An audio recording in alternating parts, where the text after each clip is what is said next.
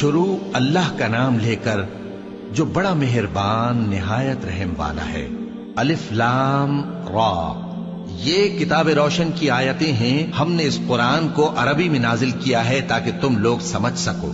اے پیغمبر، ہم اس قرآن کے ذریعے سے جو ہم نے تمہاری طرف بھیجا ہے تمہیں ایک نہایت اچھا قصہ سناتے ہیں، اور تم اس سے پہلے بے خبر تھے۔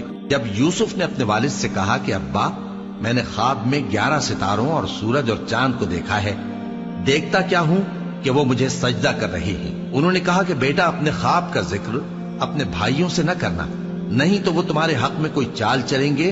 کچھ شک نہیں کہ شیطان انسان کا کھلا دشمن ہے، اور اسی طرح اللہ تمہیں برگزیدہ و ممتاز کرے گا اور خواب کی باتوں کی تعبیر کا علم سکھائے گا، اور جس طرح اس نے اپنی نعمت پہلے تمہارے دادا پر دادا ابراہیم اور اسحاق پر پوری کی تھی، اسی طرح تم پر اور اولاد یعقوب پر پوری کرے گا۔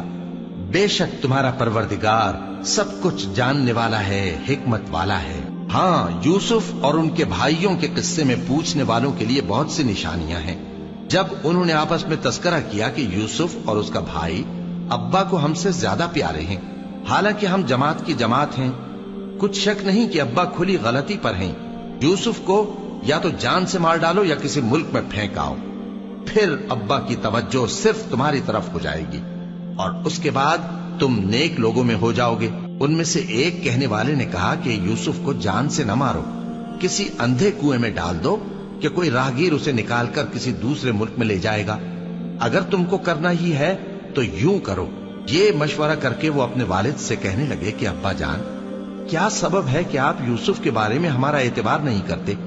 حالانکہ ہم اس کے خیر خواہ ہیں، کل اسے ہمارے ساتھ بھیج دیجئے کہ خوب میوے کھائے اور کھیلے کودے، ہم اس کے نگہبان ہیں۔ انہوں نے کہا کہ یہ امر مجھے غمناک کیے دیتا ہے کہ تم اسے لے جاؤ، یعنی وہ مجھ سے جدا ہو جائے، اور مجھے یہ بھی خوف ہے کہ تم کھیل میں اس سے غافل ہو جاؤ اور اسے بھیڑیا کھا جائے۔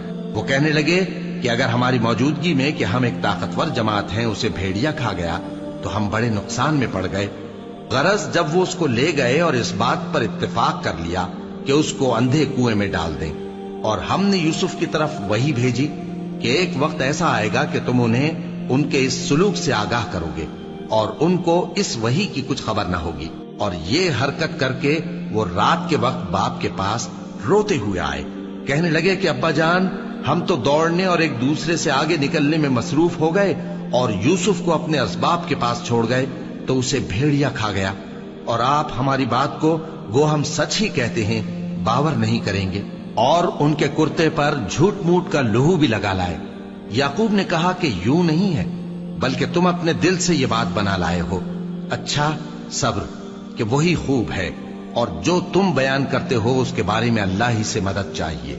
اور اب اللہ کی شان دیکھو کہ اس کنویں کے قریب ایک قافلہ آوارد ہوا اور انہوں نے پانی کے لیے اپنا سقا بھیجا، تو اس نے کنویں میں ڈول لٹکایا، یوسف اس سے لٹک گئے۔